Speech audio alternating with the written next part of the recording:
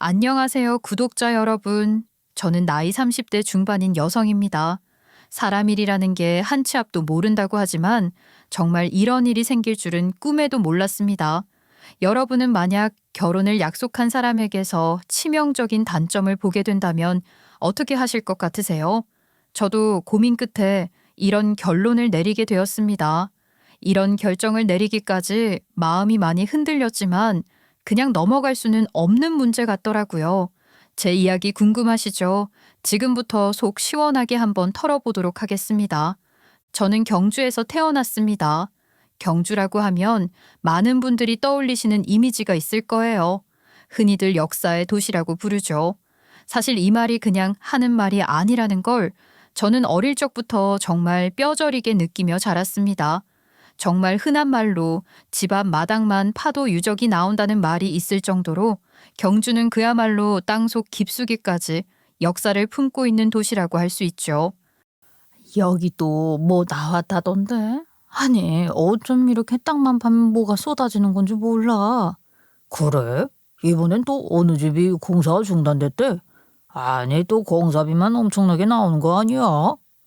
어릴 적 동네 어르신들이 이런 이야기를 하시던 모습이 지금도 생생합니다. 어느 날은 아파트 재건축 공사를 하다가 유물이 발견되어 공사가 중단되었다는 이야기를 들었습니다. 그때 동네에선 조금 소란스러웠죠. 아이고, 우리 집은 이제 어쩌라고. 아, 이거 언제 다시 시작하노? 참말로. 이런 곡소리가 곳곳에서 들려왔습니다. 사실 이해는 갑니다. 당장 집을 고쳐야 하는데 공사가 멈췄으니 얼마나 답답했겠어요. 그런데 이상하게도 저는 그런 상황이 오히려 신기하고 흥미로웠습니다. 정말 이 동네엔 유물이 많구나. 우리 동네가 정말 특별한 곳이구나 하는 생각이 들더라고요. 저는 천마총에도 자주 놀러 갔습니다. 지금처럼 입장료가 생기기 전에는 아이들이 놀이터 가듯이 천마총 주변을 놀이터 삼아 뛰어놀았던 기억이 납니다. 당시 저에게 천마총은 그저 신기한 언덕 같기도 하고 커다란 언덕 안에 뭐가 있을까 하는 호기심을 자극하는 장소였습니다. 저 안에는 진짜 뭐가 들어있을까? 왕이 묻힌 무덤이면 금도 있을까? 저거 파볼 수 있는 직업도 있다고 하던데 나중에 그런 일 하면 재밌지 않을까? 경주에서 태어난 것이 부끄럽다거나 불편하다고 생각해 본 적은 한 번도 없었습니다. 오히려 제가 이 도시에서 태어나 자란 것이 늘 자랑스러웠습니다. 역사를 잊은 민족에게 미래는 없다는 말처럼 저는 어릴 때부터 우리 조상들이 남긴 문화유산을 올바르게 이해하고 이어가려면 저부터 똑똑해져야겠다고 생각했습니다. 그래서 공부를 열심히 해야겠다고 다짐했어요. 어릴 적 저의 꿈은 고고학자가 되는 것이었습니다. 지금 생각하면 귀엽기도 하고 또 제법 진지했던 꿈이었어요. 물론 경주에서 태어났다고 해서 모두가 고고학자를 꿈꾸는 것은 아닙니다. 하지만 적어도 저와 제 친구들은 그런 꿈을 공유하곤 했었죠. 그 말들이 지금 생각하면 너무나도 순수하고 귀엽지 않나요? 어린 마음에 지역 발전에 대해 고민하고 역사에 대해 이야기했다는 것이 얼마나 예쁜가요? 그 시절엔 땅 속에 묻혀 있을지도 모를 금이나 보물이 궁금했지만 시간이 지나면서 그 유물들이 가진 의미와 가치에 대해서도 점점 더 진지하게 생각하게 되었습니다. 그 시절을 돌아보면 경주는 제게 단순한 고향 그 이상이었어요. 역사가 살아 숨쉬는 공간, 그리고 그 역사 속에서 저의 뿌리를 발견할 수 있는 특별한 곳이었죠. 저는 어릴 적부터 부모님께 기특하다는 말을 자주 들었습니다. 친구들과 함께 버스를 타고 유적지를 돌아다니며 스스로 역사 공부를 하고 어른들에게 예의 바르게 행동하고 공공장소에서 질서를 잘 지킨다고요. 부모님께서는 늘 이렇게 말씀하시곤 하셨죠.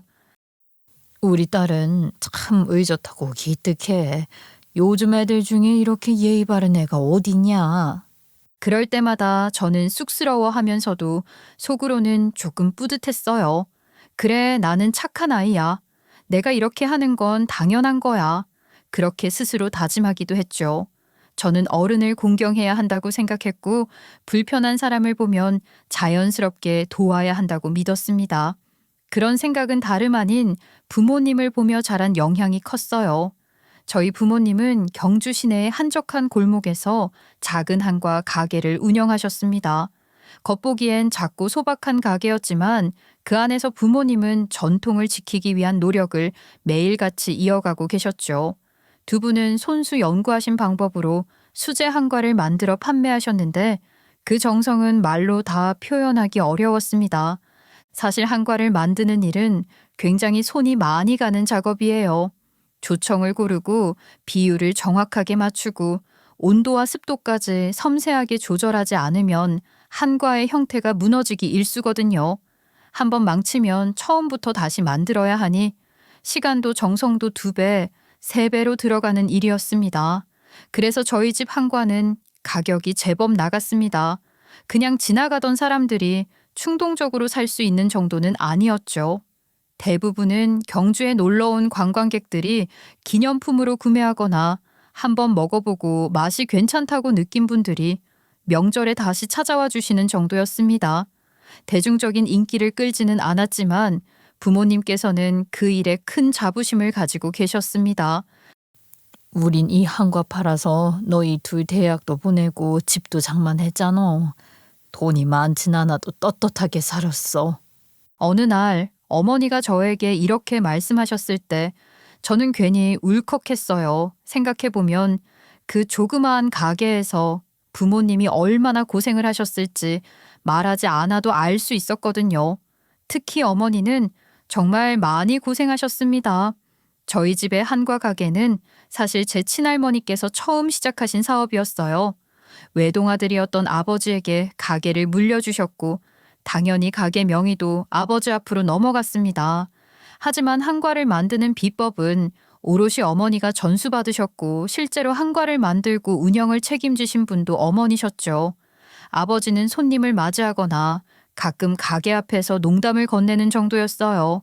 반면에 어머니는 새벽부터 조청을 다리고 고온에서 끓는 솥 앞에 서서 몇 시간을 꼬박 휘젓고 계셨습니다.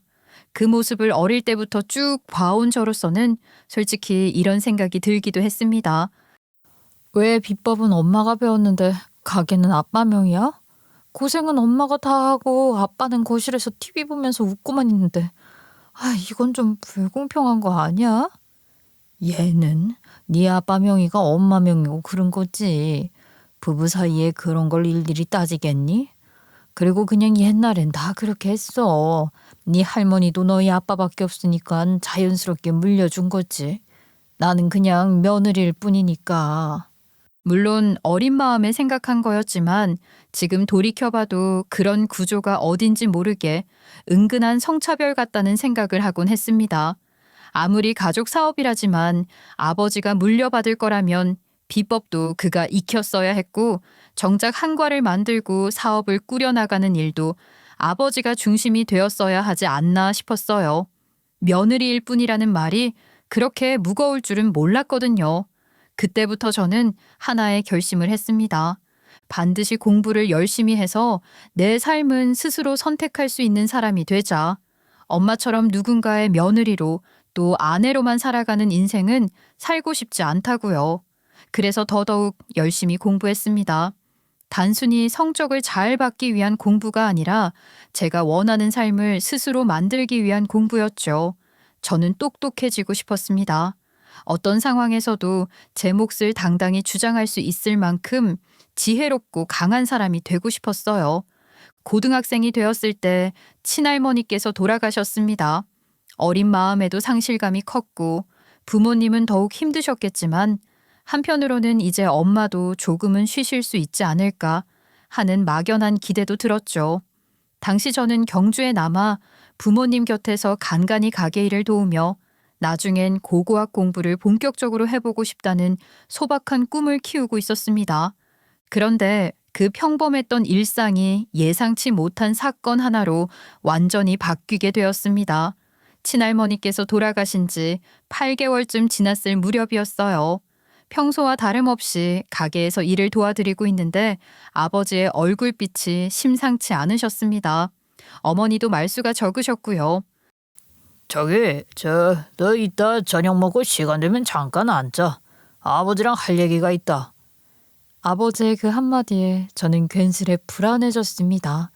그렇게 저녁 시간이 되어 저희는 식탁에 둘러앉았어요. 아버지께서 조심스럽게 말씀을 꺼내셨죠. 건물주가 가게를 비워달라고 하더구나. 네? 갑자기요? 계약 기간이랑 아직 남아있는 거 아니었어요?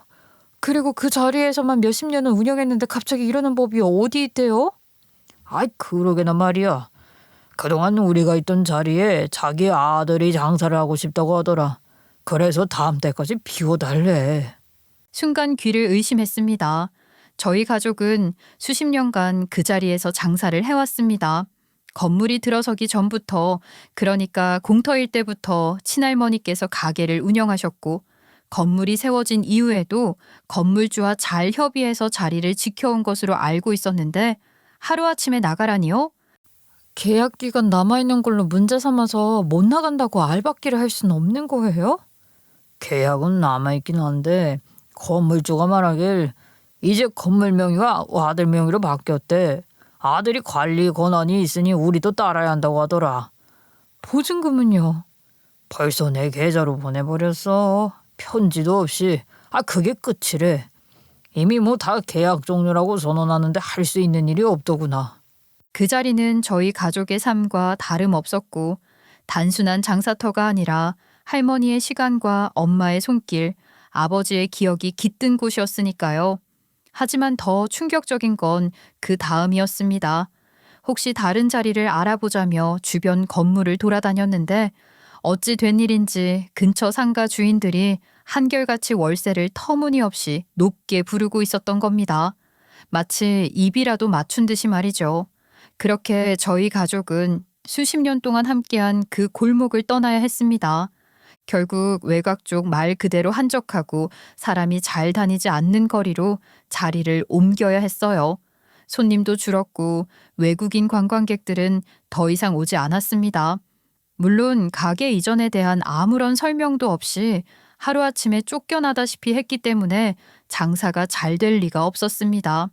갑작스레 새로운 동네에서 새 가게를 연다는 건 생각보다 훨씬 어려운 일이었고 무엇보다도 수십 년 동안 쌓아온 단골 손님들과의 신뢰가 순식간에 끊겨버린다는 건 상상 이상으로 치명적인 일이었어요.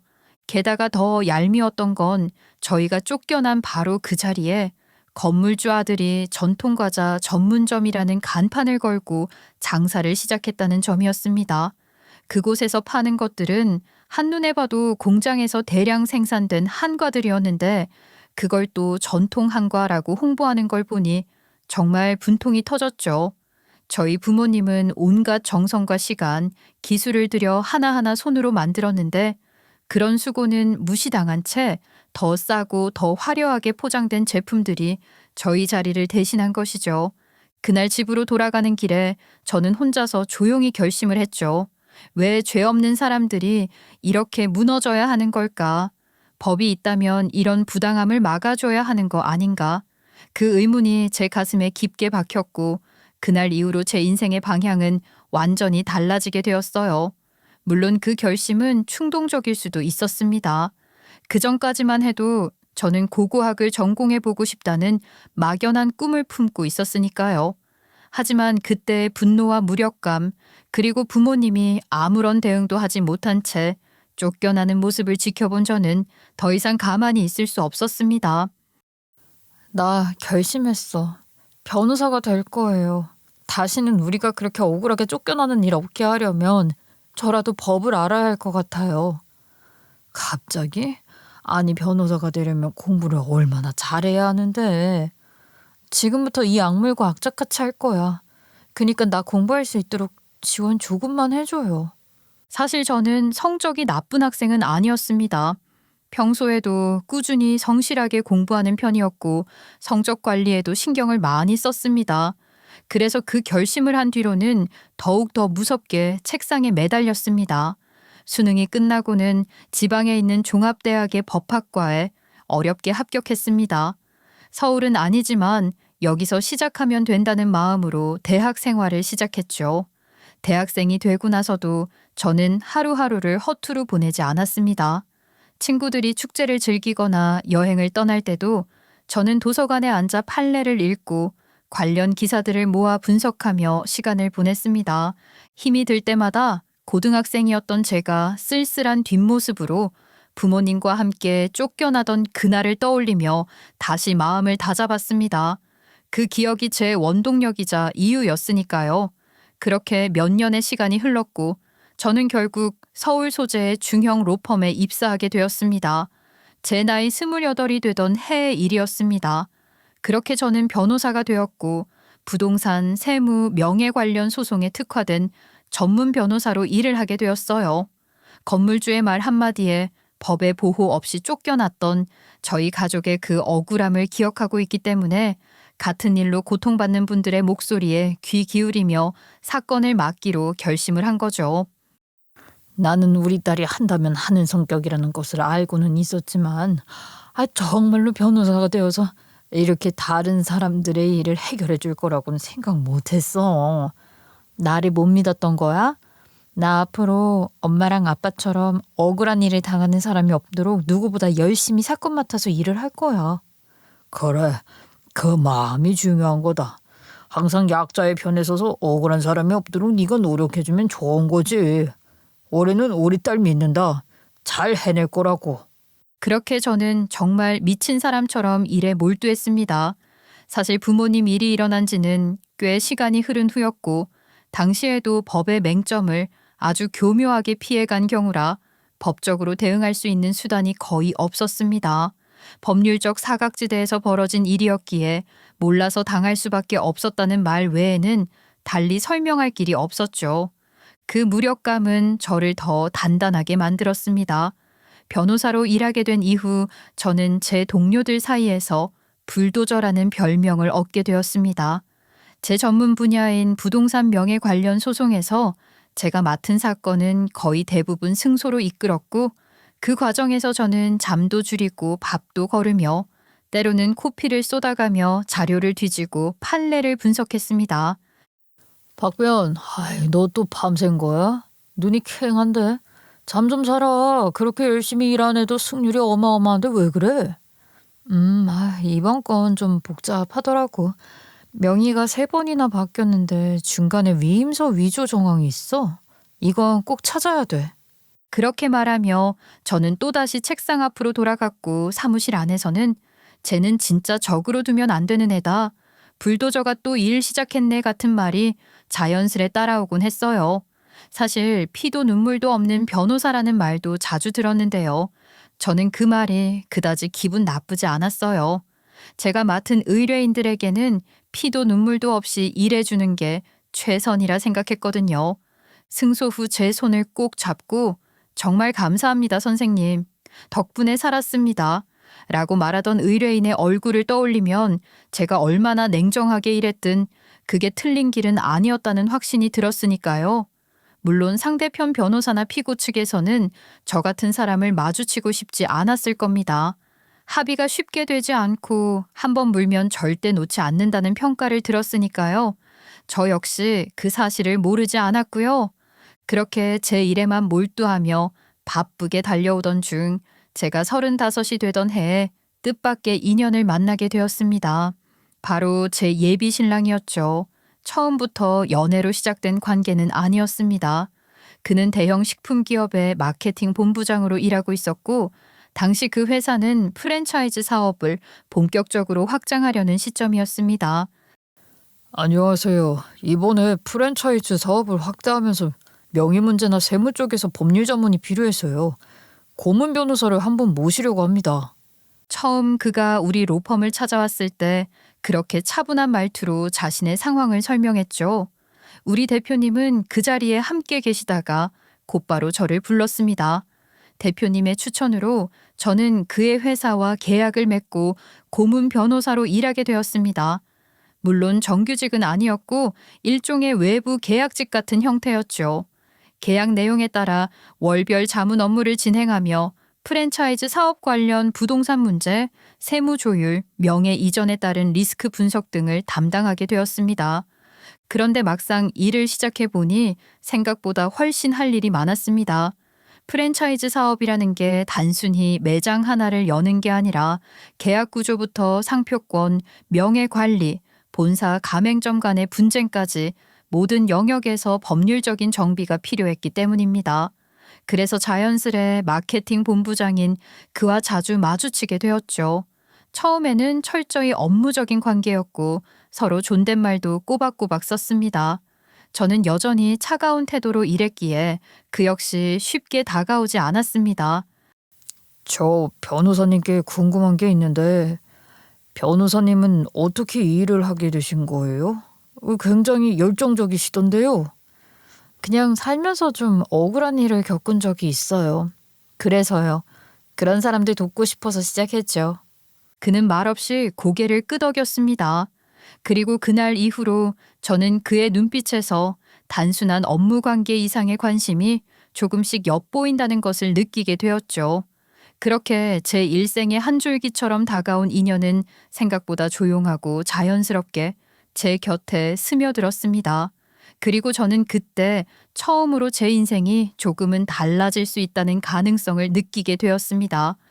예비신랑은 회사에서 마케팅 본부장이라는 직함을 가지고 있었지만 실제 나이는 저와 거의 비슷한 또래였습니다. 한 살 많았으니까요.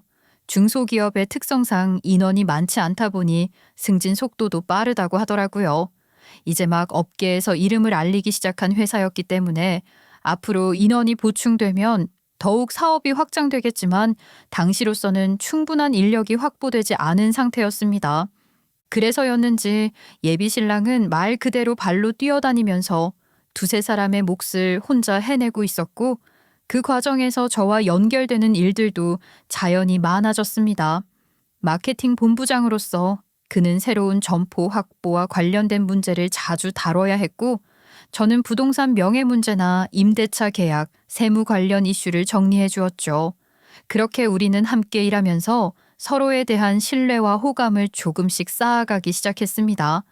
사람 일이란 게 자주 마주치다 보면 정이 생긴다는 말 정말 틀린 말이 아니었어요.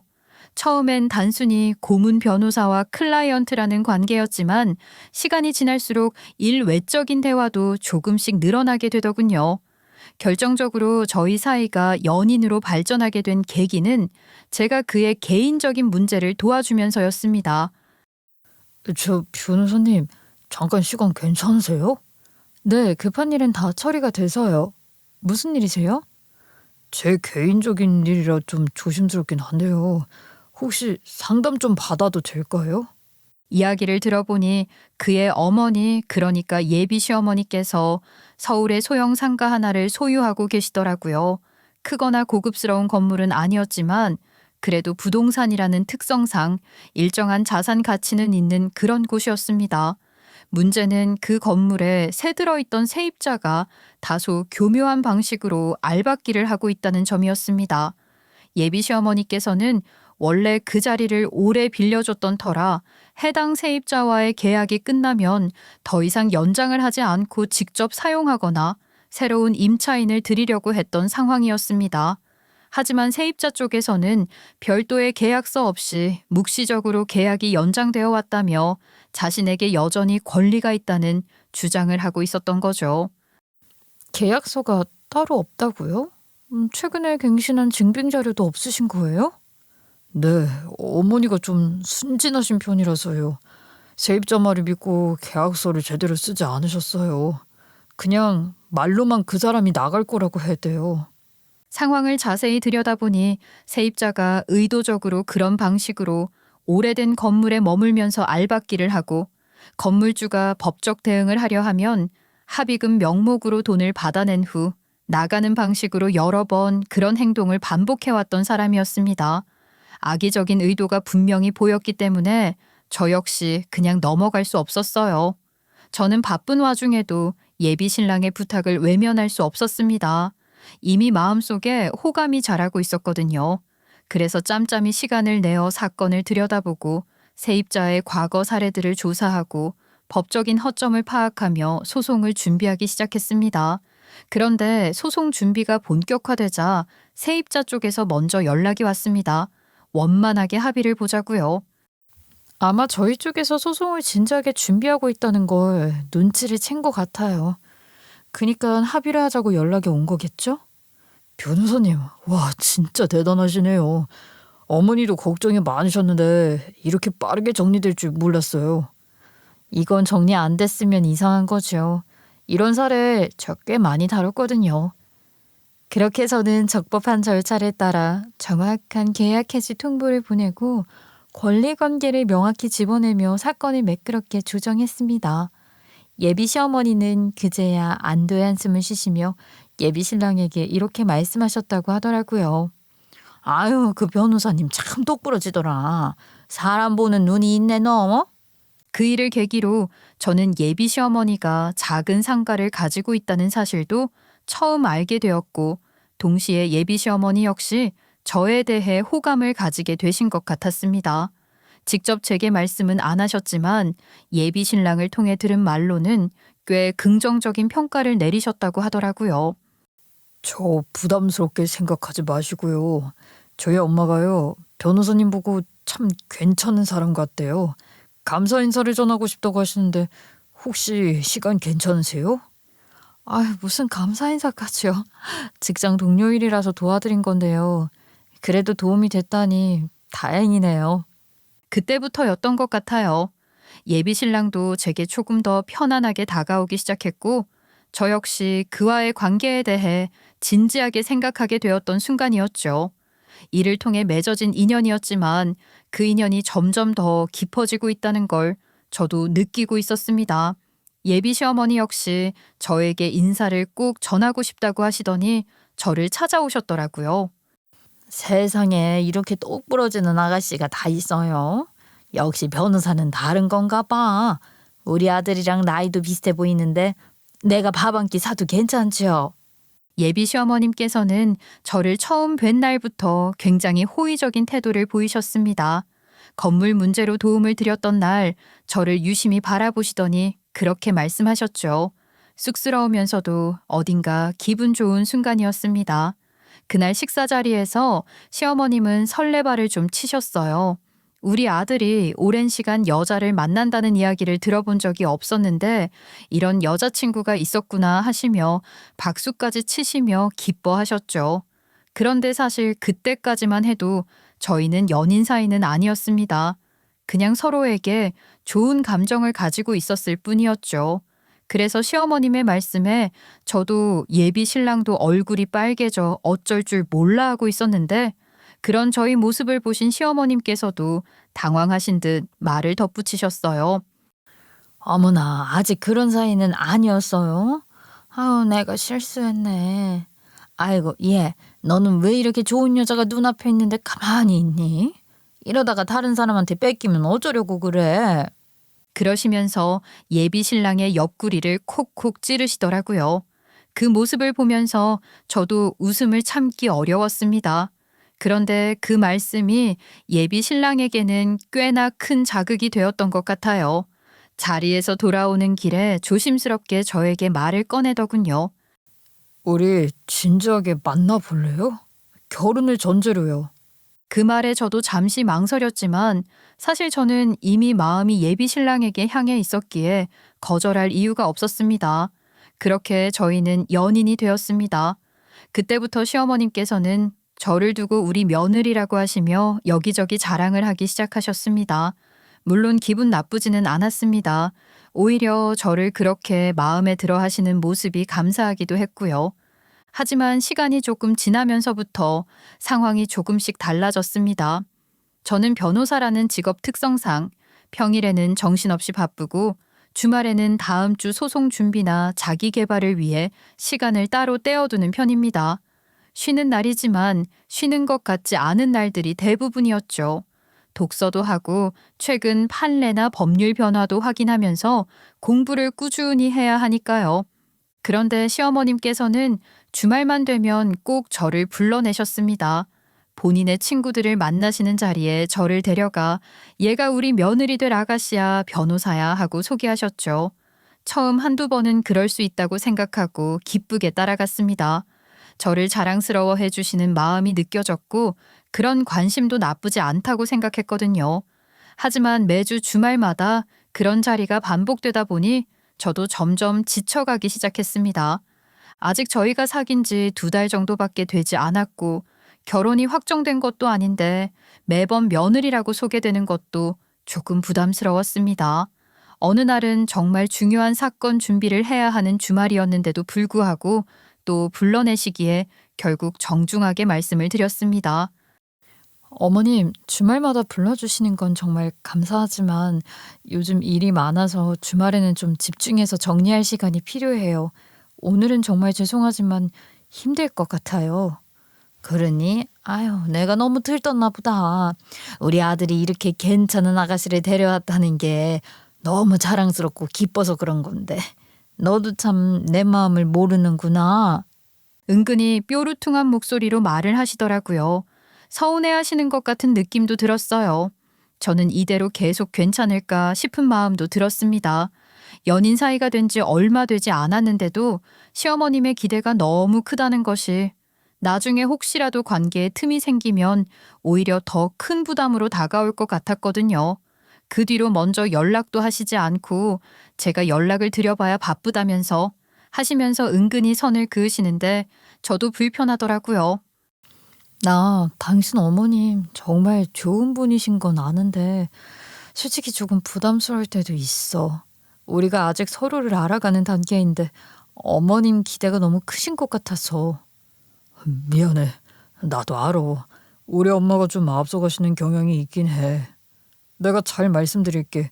우리 둘 사이가 더 단단해지려면 우리 방식대로 시간을 보내는 게 필요하잖아. 그 말을 듣고 저는 안심이 되었습니다. 예비 신랑이 저를 이해해주고 제 편에 서줄 수 있다는 것, 그게 무엇보다 큰 위로였어요. 이렇게 저희는 조금씩 서로를 이해하고 맞춰가는 과정을 겪어가고 있었습니다. 그리고 그 모든 시작에는 작은 상가 건물에 얽힌 문제를 함께 해결했던 그 특별한 순간이 있었죠.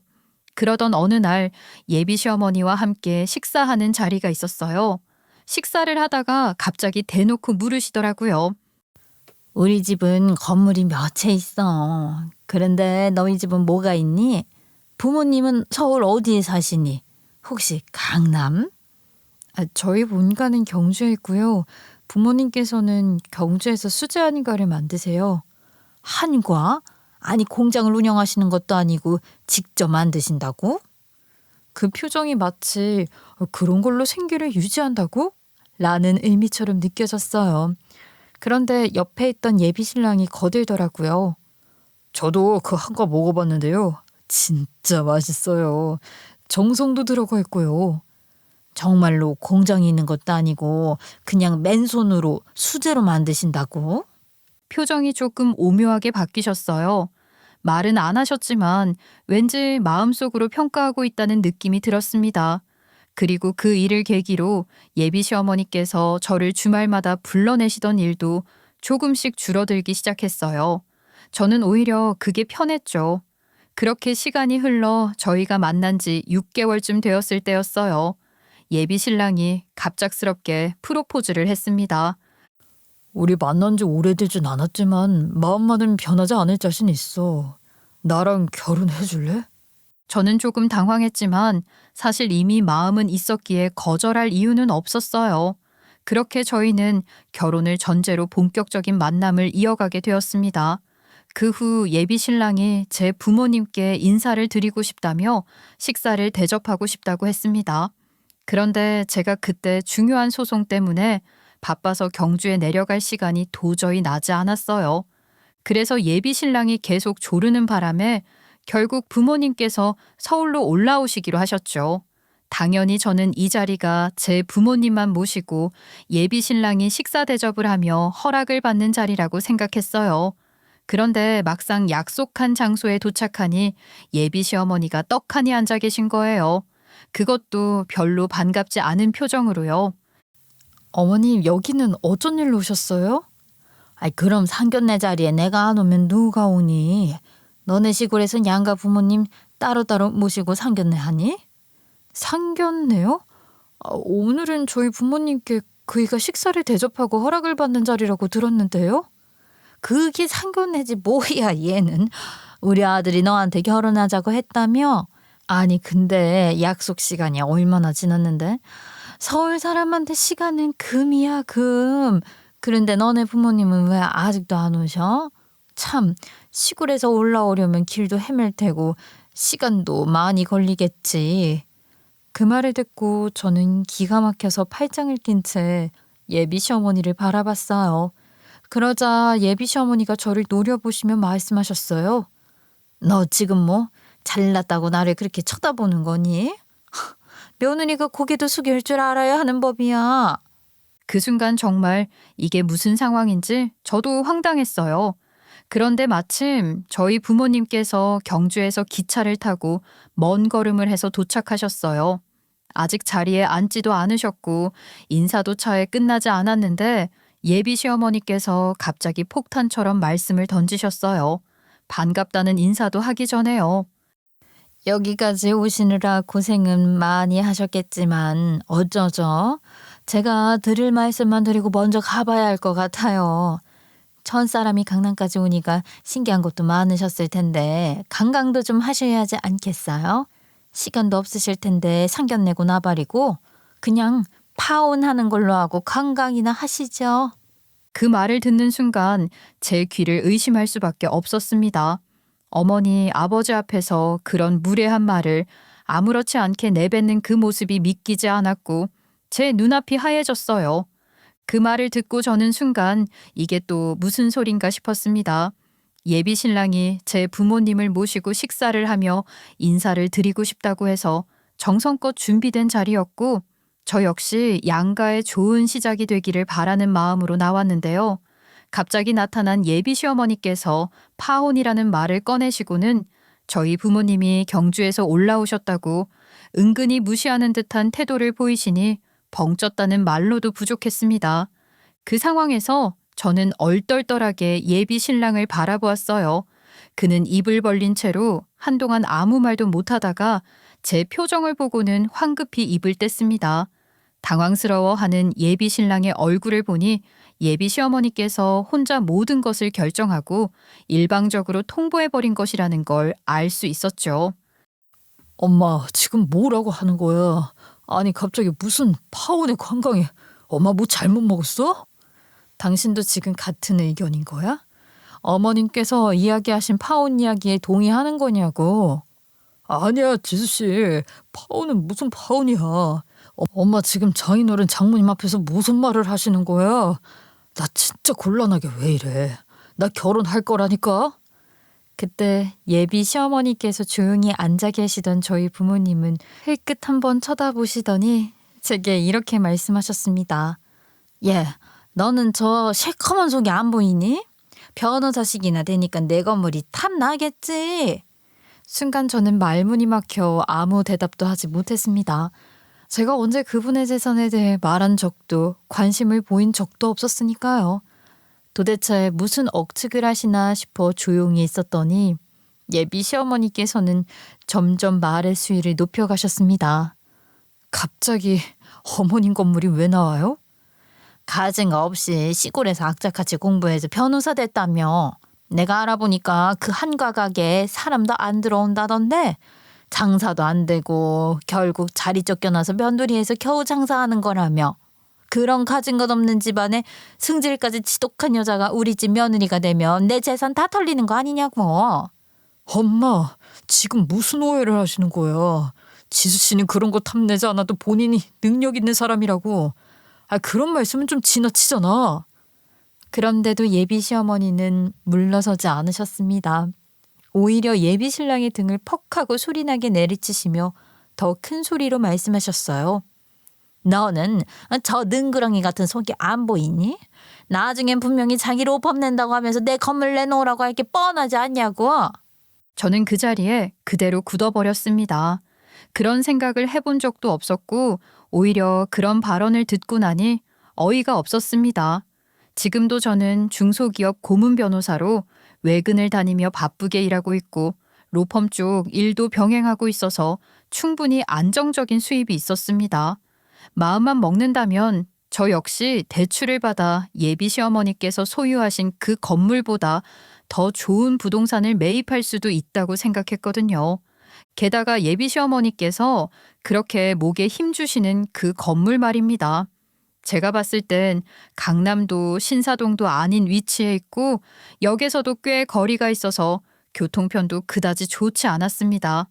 그저 꼬마 빌딩 정도의 소규모 건물로 세입자도 다 차 있지 않아서 월세 수익도 그리 많지 않은 편이었습니다. 솔직히 말씀드리자면 제가 로펌 사무실을 낼 일이 있더라도 그 자리에 사무실을 내겠다는 생각은 1도 없었습니다.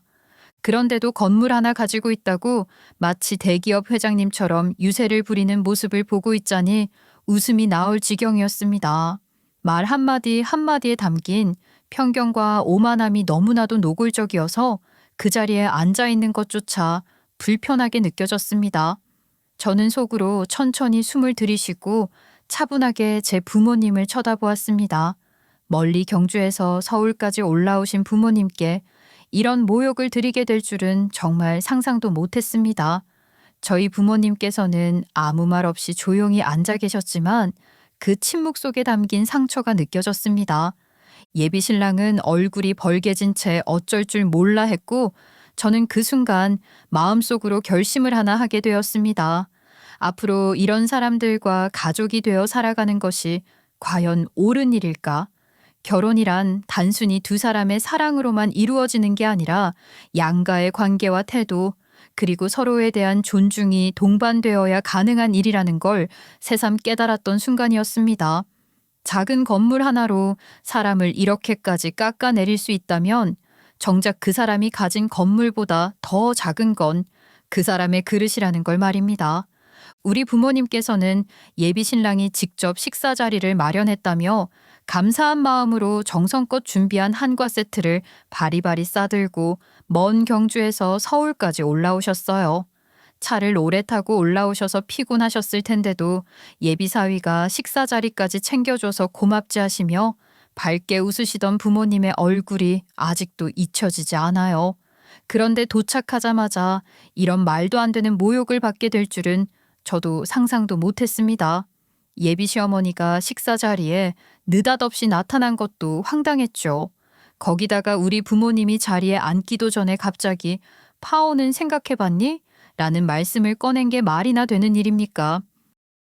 그래서 지금 제가 그 건물을 탐낼 것 같다는 이유로 파혼을 하라고 하셨다는 거죠? 그래, 솔직히 시골티가 철철 흐르는 것도 싫었다. 내가 우리 아들을 홀몸으로 얼마나 번듯하게 키웠는데 언제는 변호사라고 자랑스럽다면서요.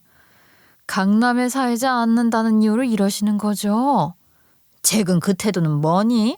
아이고, 아니 내가 너를 며느리 삼겠다고 친구들한테 자랑 좀 하려고 했는데 모임에 한 번도 얼굴 안 비추고 말이야.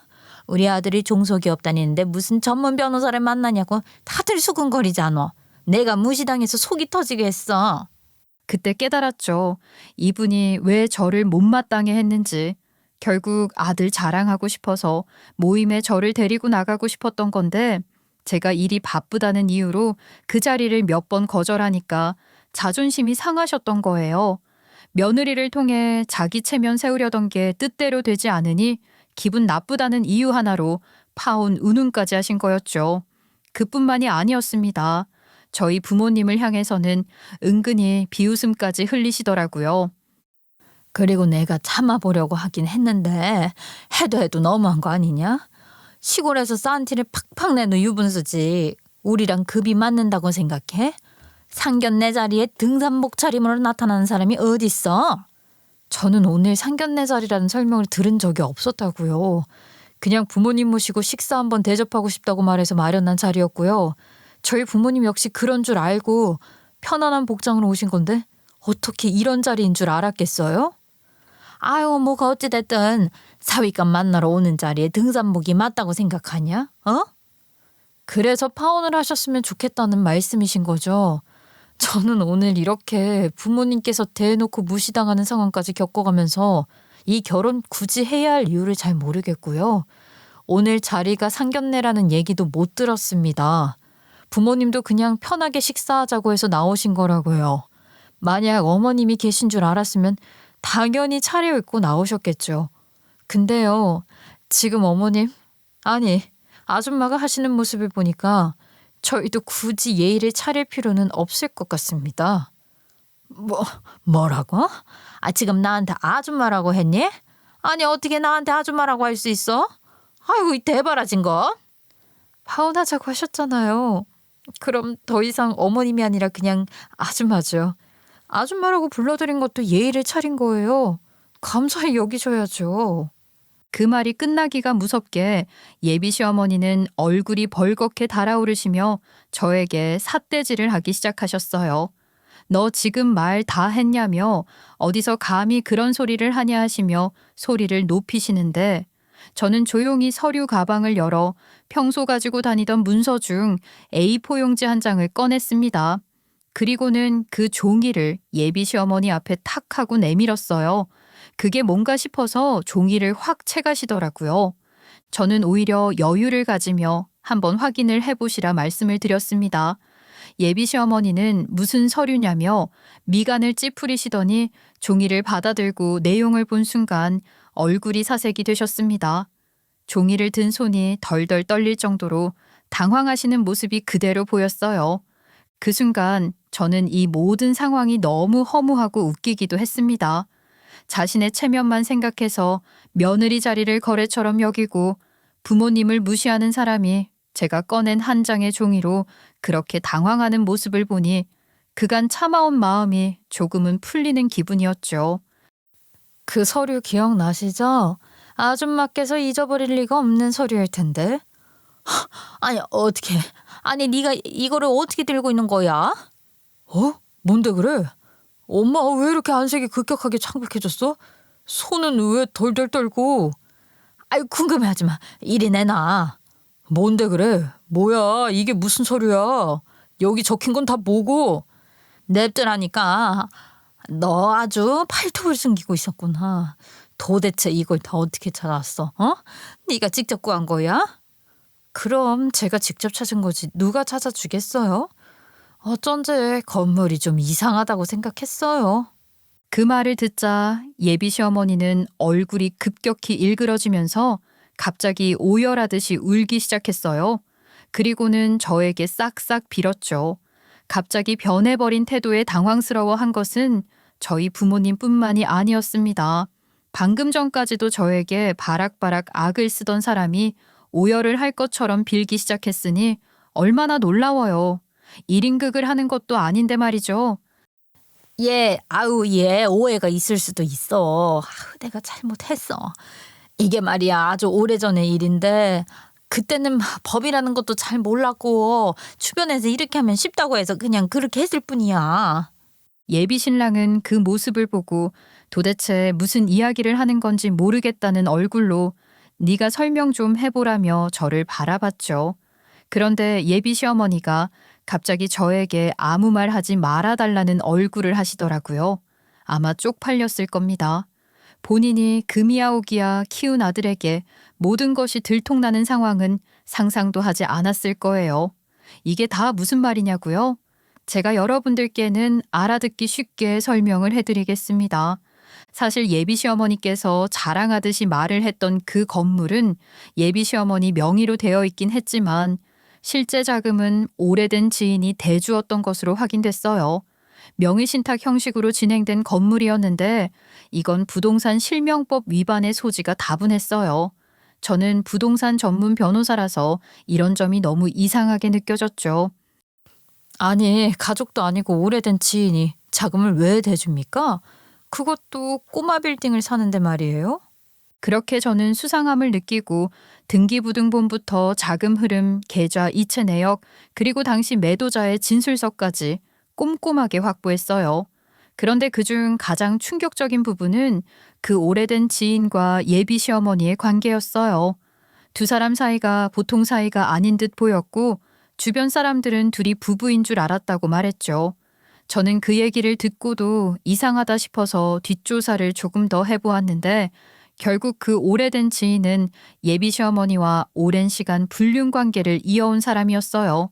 실제로 그 지인은 아내와 이혼했고 그 과정에서 예비 시어머니의 이름이 거론되었으며 상간녀 소송도 진행된 흔적이 있었어요. 예비 시어머니는 오래전에 예비 시아버지와 사별하고 혼자 지내셨죠. 이 모든 사실이 드러나자 예비 시어머니는 당황할 수밖에 없었겠죠. 아들에게는 쪽팔려서 말하지 못했던 상간녀 소송에 불륜해 그 모든 사실이 한순간에 들통나 버렸으니 그 자리에 있던 예비 신랑도 무언가 혼란스러운 눈치였어요. 이게 무슨 말인지 도무지 모르겠어. 그러니까 지금 우리 엄마가 불륜을 저질렀고 그 내연남이 엄마한테 건물을 줬다는 거야? 아, 이게 말이 돼? 그동안 숨기고 싶었던 진실이겠지만 이런 일이 드러나고 나면 앞으로 어떻게 믿고 지낼 수 있을까요? 이런 일들을 가볍게 넘길 수는 없죠. 그래, 이판사판이다. 어떻게 내 아들 앞에서 이런 일을 까발릴 수가 있어? 그리고 그때는 정말 몰랐어. 모든 걸 잃을까봐 두려웠고 주변국 헌유도 있었어. 나도 사람이니까 실수할 때가 있는 거지. 그렇게 부끄러운 걸 아는 사람이 저희 부모님 앞에서는 왜 그런 실수를 하셨어요? 사람은 실수를 할 수도 있죠. 하지만 그 실수를 숨기고 거짓말을 하고 가족들에게까지 피해를 준다면 그건 실수가 아니라 범죄에 가까운 거라고 생각합니다. 예비 신랑은 깊은 한숨을 내쉬며 두 사람 사이에서 고민하는 듯한 표정을 지었어요. 그 모습을 보면서 저도 마음이 무거웠지만 이제는 감추려 해도 감출 수 없는 진실을 알게 되었으니 더 이상 미뤄둘 수 없다는 걸 깨달았죠. 파혼하라고 하셨죠? 네, 파혼할게요. 이런 상황에서 이 결혼이 과연 지속될 수 있을까요? 저는 솔직히 잘 모르겠습니다. 그냥 연애 끊는 게 빠르고 속 편하죠. 그 후로도 예비 시어머니는 계속 저에게 빌었고 예비 신랑은 무슨 말을 해야 할지 몰라 머뭇거렸어요. 저는 차분하게 서류를 다시 가방에 넣으며 마음속으로 다짐했죠. 앞으로 이 모든 사실을 어떻게 처리해야 할지 차근차근 준비해야겠다고요. 그 오래된 지인이 사준 그 건물 매입 자금의 일부가 그 지인의 법인 계좌에서 인출된 흔적이 있다는 사실도 확인했습니다. 이를 통해 그 지인이 단순한 개인 투자자가 아니라 사업을 운영하는 법인 대표임을 알 수 있었죠. 실제로 부동산 실명법 제3죄는 부동산 매입 자금을 실소유자가 아닌 제3자의 법인 자금으로 사용하면 명의신탁에 해당한다고 명시되어 있습니다. 즉, 명의신탁은 법적으로 금지되어 있고 위반 시 해당 부동산에 대한 소유권을 인정받기 어렵습니다. 더불어 이 상황은 부동산 실명법뿐만 아니라 조세범 처벌법에 따른 증여세 포탈 혐의로도 해석될 소지가 큽니다. 불법으로 명의를 차명으로 이전하고 실제 소유자가 아닌 지인이 법인 자금으로 매입 대금을 지급함으로써 증여세 신고를 회피한 혐의가 충분히 있다고 볼 수 있었죠. 따라서 세무당국에서 조사가 불가피할 것으로 예상되었습니다. 이 모든 내용을 담은 서류를 예비 시어머니 손에 쥐어줬을 때 예비 신랑은 완전히 충격에 빠졌습니다. 머리를 감싸쥐며 믿기 힘들다는 표정을 숨기지 못했죠. 그러니까 뭐가 됐든지 간에 엄마가 상간녀 소송에 걸렸다는 것도 진실이고 불륜도 진실이라는 거 아니야. 야, 아유 그런 게 아니야. 그냥 정말 사랑하는 사이였을 뿐이야. 그래, 잘못한 건 맞지만 누구에게 상처를 주고 나쁘게 하려는 의도는 없었어. 가정이 있는 사람과 불륜을 저질렀는데 그럴 의도가 없었다고요? 의도가 없었다는 것 치고는 건물도 받아먹고 법적으로 문제될 게 많던데? 예비 시어머니는 울기 시작했습니다. 물론 그 울음의 방향은 저와 제 부모님에 대한 미안함이 아니라 아들에게 부끄러워서 아들이 등을 돌릴까봐 흘리는 눈물이었죠. 예비 신랑은 어찌할 바를 몰라 머리를 감싸주며 말했어요. 시끄러워요, 엄마. 엄마가 그런 짓을 했다는 게 너무 창피해요. 어떻게 해야 할지 모르겠어. 일단 저희 문제부터 마무리 짓는 게 좋을 것 같네요. 이 결혼은 더 이상 진행할 수 없다고 생각합니다. 파혼하는 게 맞다고 봐요. 그리고 이 문건은 저희 로펌에 넘겨 명의신탁 해지 청구와 함께 조세 포탈 혐의에 대해 고발 조치를 진행할 예정입니다. 뭐라고? 아니 이자서 그걸 들추겠다는 거야? 아유 제발 그만해라. 내가 이렇게 무릎 꿇고 비마. 그거 문제 삼으면 정말 내 인생은 끝이야. 내가 잘못했다. 예비 시어머니께서는 결국 무릎까지 꿇으시며 저에게 간절하게 비셨습니다. 사실 저희 부모님이 어쩔 줄 몰라 하고 계셨기에 그쯤에서 멈춰야 하나 싶기도 했었어요. 그런데 더 깊게 사건을 파고들다 보니까 그 오래된 지인은 예비 시어머니와 불륜 관계가 단순히 과거의 일이 아니라 현재까지도 지속되고 있던 것으로 의심됐습니다.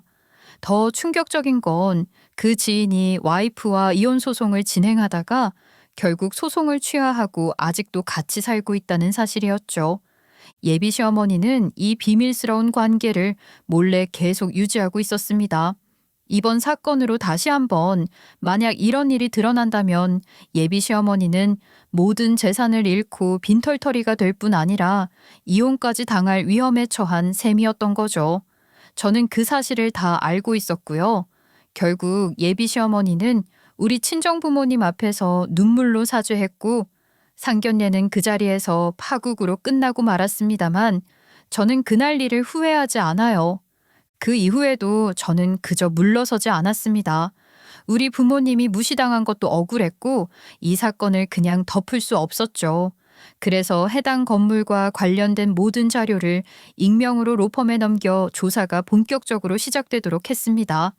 그 결과 예비 시어머니는 세무조사 대상이 되었고 명의신탁 무효 소송에 휘말리게 되었습니다. 이 과정에서 본처에게 들킬까봐 두려워하던 오래된 지인은 결국 예비 시어머니를 손절하는 상황이 벌어졌습니다. 사건이 진행이 되면서 예비 신랑은 아주 초췌해진 얼굴로 저를 딱 한 번 찾아왔었습니다. 모든 일이 나에게는 어지러워. 근데 제일 힘든 건 당신이 더 이상 내 곁에 없다는 일이야. 내가 정말 다 청산하고 다 끊어내고 당신에게만 잘할게. 충성할게. 제발 나 좀 받아줘. 아니, 그럴 수는 없을 것 같아. 언젠가는 굶어서 터지게 될 일이 일찍 터진 거라고 생각해. 우리가 결혼하지 않기로 한 건 최선의 선택이었고, 그러니까 이미 나를 보내줬으면 좋겠어. 그렇게 저는 완벽하게 끝을 냈고 그 이후 예비 신랑은 더 이상 저를 찾아오지 않았습니다. 마침 예비 신랑 쪽 회사 일도 계약이 끝나고 정리되어 다른 사람에게 인수인계가 완료됐다고 하더라고요.